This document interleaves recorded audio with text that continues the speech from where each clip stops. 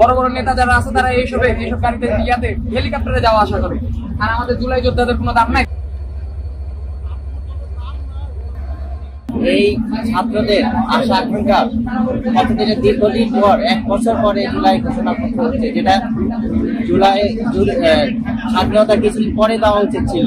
এত দীর্ঘ অপেক্ষার পরে দেওয়ার পরেও তারা এই জুলাই ঘোষণার দিনে তাদেরকে যে ট্রেনটা দিচ্ছে রাজশাহী ছাত্রদের জন্য, এই ট্রেনটা পরিত্যক্ত ট্রেন, এই ট্রেনে ঢাকা যাওয়ার কোনো পরিবেশ নাই, ভিতরে টয়লেট এবং সিট, এখানে যে দীর্ঘ জার্নি করবে সে পরিবেশটা নাই ট্রেনের মধ্যে। তাহলে কি করে আমরা ওখানে ঢাকায় যাবো? আমরা এই জন্য অবাঞ্ছিত ঘোষণা করছি। আমরা এমন একটা ট্রেন দিছে, এত বাজে অবস্থা এই ট্রেনের। এই ট্রেনে যদি আমার জুলাই যোদ্ধা ভাইরা যায়, রাস্তায় একটা দুর্ঘটনা ঘটবে না, তার কোনো গ্যারান্টি আছে? এই ট্রেনের সমস্যা কি ভাই, এই ট্রেনটা আসলে বলে বুঝাইতে পারবো না।